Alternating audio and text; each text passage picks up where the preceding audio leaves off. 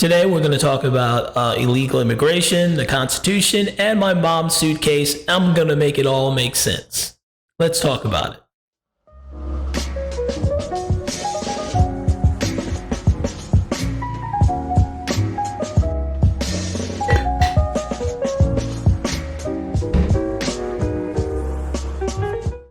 Hello, everyone. This is Keith. Welcome to the Ghetto Sapien channel, your home of inner city intelligence. So that's my mom's suitcase, and the reason why I bring it up is because she was, both my parents were legal immigrants to the United States from Jamaica. That is a 1940s, I think, or 1930 Tommy Traveler suitcase that my mom used to get here. She grew up on a farm in Jamaica. Had a pretty big family, had a nice chunk of land too, so she wasn't like dirt poor, but she's a farm girl. And my dad grew up in more of a middle class neighborhood of Cambridge, Jamaica. He had servants and all that stuff. My mom, again, farmer girl. I get some of my traits from her, and so she came here when she was 18. She had to be sponsored by her Aunt Carrie, my great aunt. And Aunt Carrie had to make sure she had enough money in her account to show that she could take care of my mom as an 18-year-old, make sure she wouldn't be a burden on society.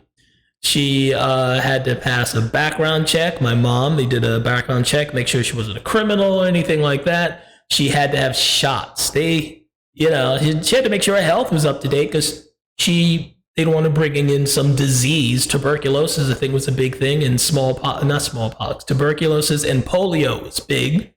Had to make sure she wasn't bringing that into the country. She had to have booster shots.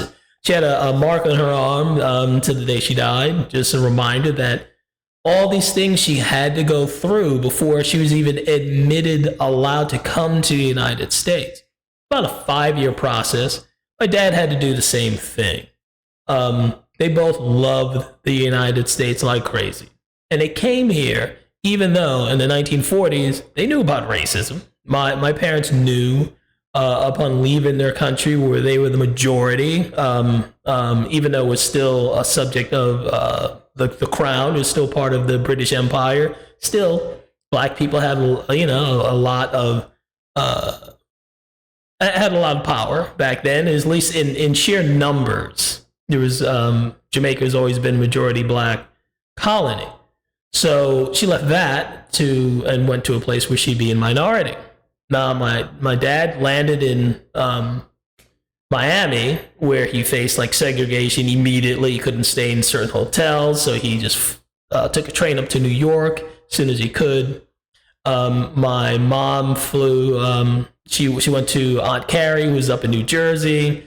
And she cleaned houses for a little bit, and then she decided, let me just go right into the thick of racism. She went to, and segregation, she was the United Negro College Fund, I think it was. She earned a scholarship to become a nurse, and she went to Tuskegee Institute in Alabama, where she, again, this is way before the civil rights movement, so she saw quite a bit.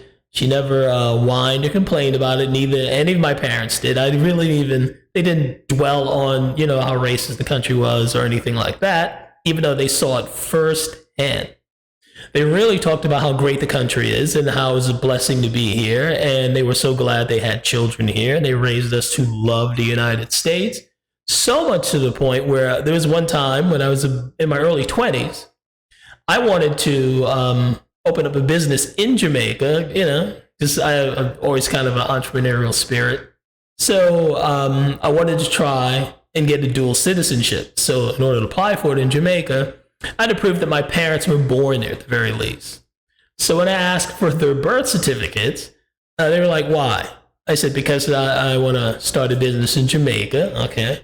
And it'd be easier if I had dual citizenship. They threw a fit. It was like, why did I bother coming here if you're going to get a dual citizenship in Jamaica? Just, shut up, boy. It was just shut up and I didn't end up getting it, but that's how dedicated they were to their country.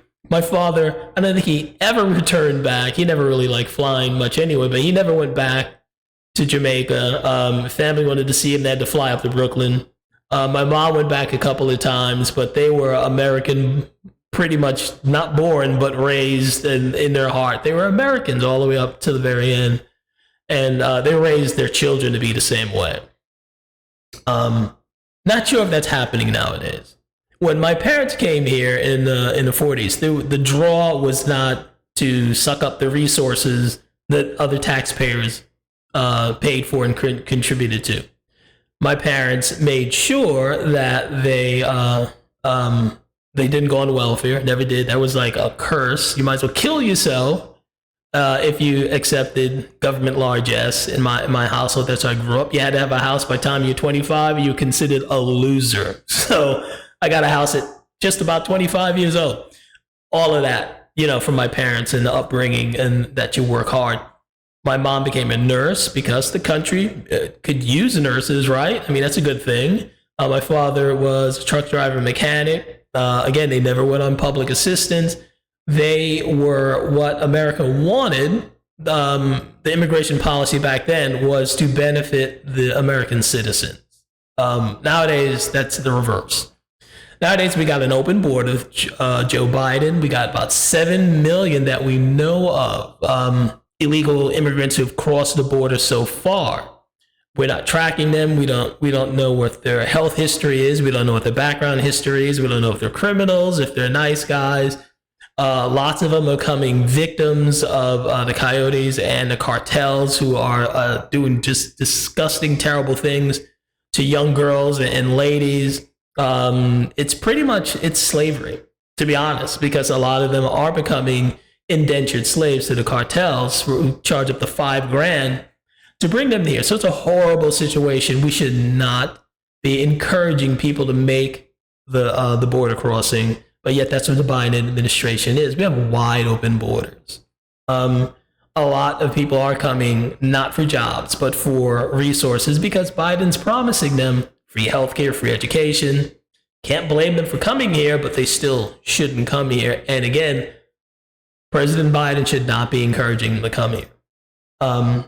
One of the advantages they're taking care of, that they're coming here to take advantage of, is the Constitution. There is something called the Birthright Clause that is found in the 14th Amendment that is, I think it's being abused. It's being abused by the same people who did not want black people to have citizenship in the first place, the same group, same party. I'll just go over the history real quick. So in 1863, during the Civil War itself, President Abraham Lincoln signed an executive order, the Emancipation Proclamation. It proclaimed that all black people, that slavery ended. So the war still continued to 1865, but the Republican Party knew that an executive order can be easily reversed by a Democrat president. So that wasn't good enough. So at the end of the war, and they knew a law wouldn't do it either, because if you had a Democrat Congress, you had a Democrat Congress, they could reverse any law that the Republicans had put in place to protect black people. So you had to place the protection of black people way up on the shelf. You have to make it so it's really hard to reverse. And that's what the 13th Amendment did.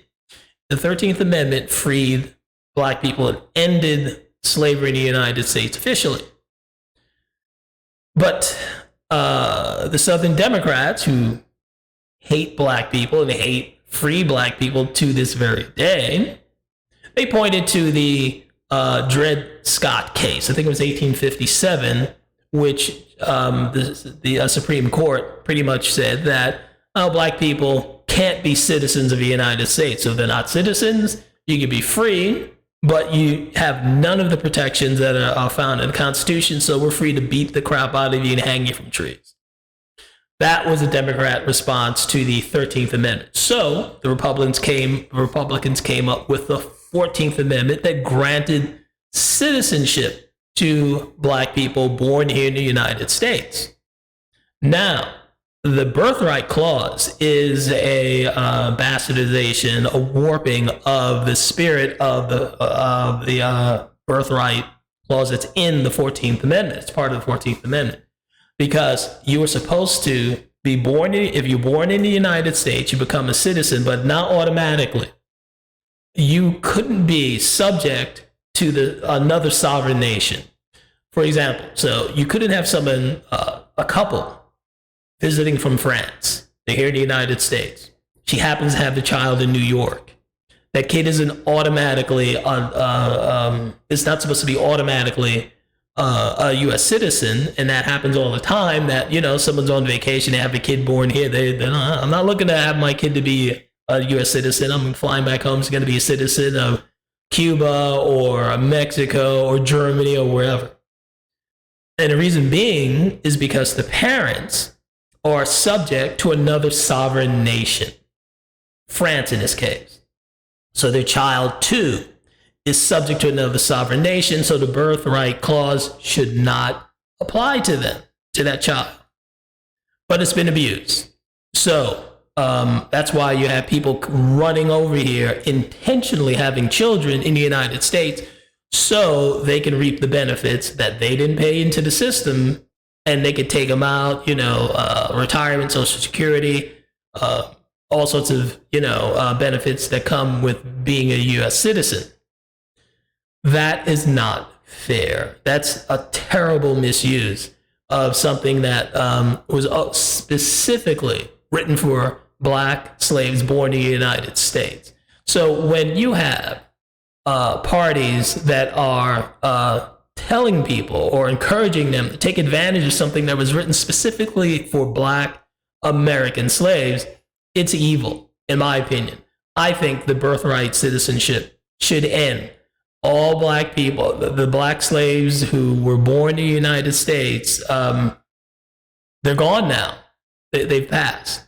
So no one should be able to use the birthright citizenship clause again, because there are no more slaves being born in the United States who are not sovereigns in some other nation. Note, I didn't say there aren't slaves in the United States. Because of the open borders, there damn sure are slaves in the United States. There's slaves to the cartel, enslave the fentanyl traffic, enslave the sex trafficking, all that stuff that has been encouraged and supported by Biden's open border policy. But I digress. But my point is, again, I think this is just it's a terrible situation. They're taking advantage of our Constitution. They're taking advantage of the naivete. They're taking advantage of politicians who don't give a crap and they just want power.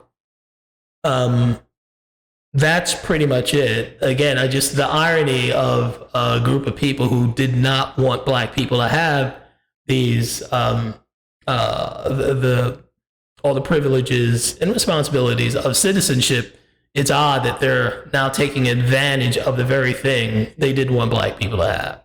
I hope black Americans realize that this is something, again, that was specifically meant for them. Almost like a reparations, you could say, that other groups who care less about you are taking advantage of it right now as we speak. I'm just so glad that my parents didn't do that, and they did the right thing and became citizens, went through the long process, and then had us, me, my brother and sister, as legal United States citizens who did not take advantage of the birthright clause, because it wasn't meant for me either, being a child of immigrants. It was never designed for me. So that's my take on this. What's yours? Like, share, comment, and subscribe.